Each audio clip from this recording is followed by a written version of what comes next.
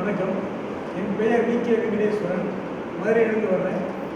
சமுதாய நலனை கருத்தில் கொண்டு ஒரு அமைப்பு ஒன்று நடத்திட்டு வரோம்.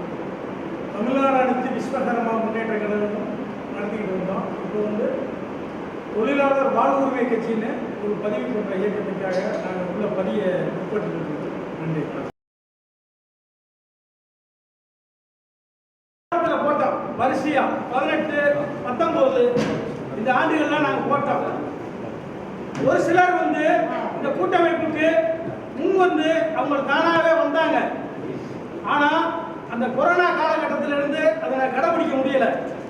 ஆனால் இன்னைக்கு இந்த கூட்டமைப்பு இங்கே நடக்குதுன்னா இந்த கூட்டமைப்பு நாங்களாம் எதிர்பார்த்தது ஒரு தனி அமைப்பு இன்னைக்கு கால சூழ்நிலையில நம்ம சமுதாயத்தை ஒருநிலைப்படுத்த முடியாது.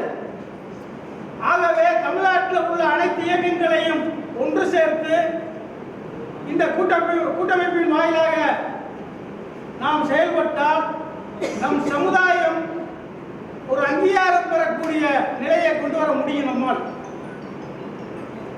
ஏன்னா இன்னைக்கு நம்ம சமுதாயத்தை எந்த அரசியலமைப்பு கையில பிடிக்காத காரணம் எல்லாருக்குமே தெரியும். ஏன்னா நம்ம கிராமப்புறத்தில் ஒத்த வீடு 10 வீடு இப்படித்தான் இருக்கும். வில்லேஜில் தான் ஆதிக்கமா இருக்கும். இது நகரத்தில் தான் ஆதிக்கமா இருக்கும்.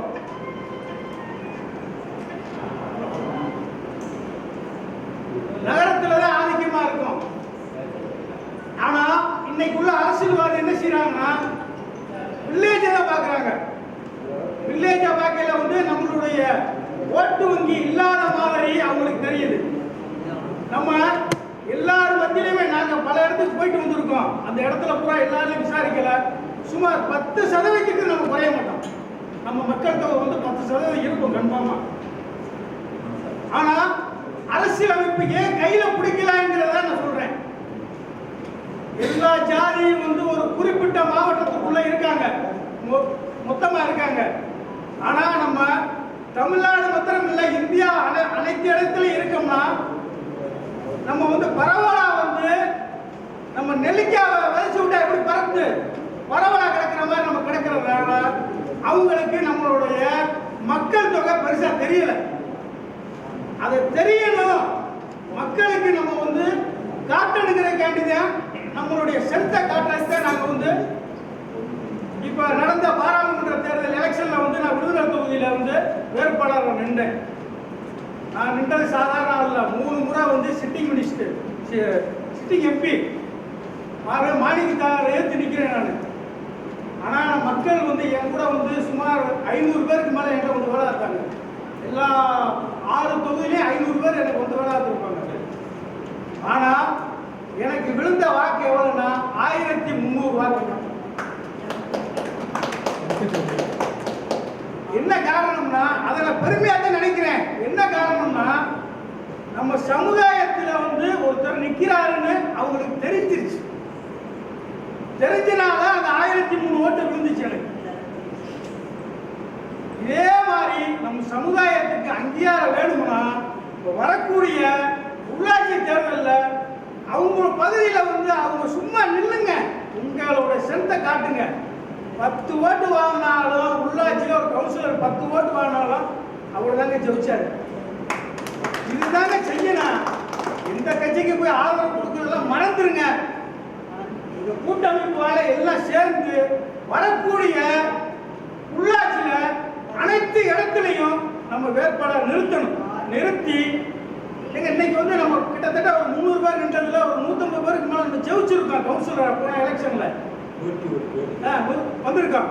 இதெல்லாம் நீங்க பாருங்க.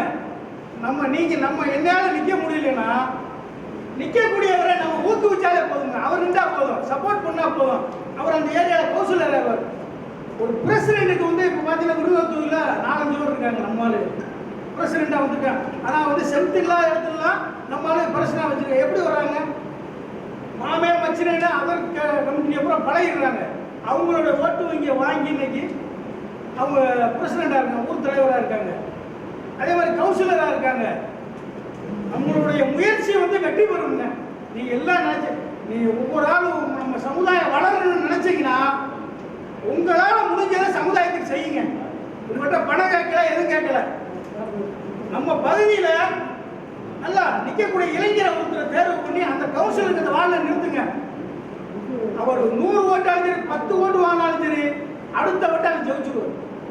ஏன்னா நான் கண்டேன் எப்படி நான் 2011 உள்ளாட்சி எலெக்ஷன் முடிஞ்சு உள்ளாட்சி அறிவிச்சோம்னா வரலொட்டிங்கிற ஊர்ல வந்து நாங்க போய் வேலை பார்த்தோம். அந்த ஊர்ல வந்து நம்ம ஸ்ட்ரென்த் அதிகம். ஆனா இது வரைக்கும் பிரசிடண்ட் நிக்கல. ரெண்டு மெம்பர் கொடுத்துருவாங்க. மெம்பர்னா யாருன்னா கவுன்சிலர் கீழே உள்ள இது தலைவர் கீழே உள்ள கவுன்சிலர். அப்படின்னா உள்ளாட்சிக்கு உள்ளது. மெம்பர்னா கிட்டத்தட்ட ஒரு 300 ஓட்டு 200 ஓட்டு தான்.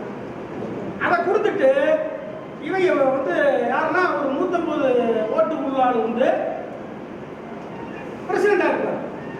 இதுதான் அங்கே நடந்துக்கிட்டு இருந்திருக்கு. நாங்கள் போய் வேலை பார்த்தோம். அந்த வட்டம் ஒருத்தர் நிறுத்தின சங்கிலின்னு ஒருத்தர் நிறுத்தினேன். அவர் வந்து வெறும் 6 ஓட்டுல தோத்தாரு. இந்த வட்டம் திருப்பதின்னு ஒருத்தர் வந்து நின்று பிரசிடண்ட் ஆகிட்டார். என்ன காரணம்? முயற்சி எடுக்கணும்.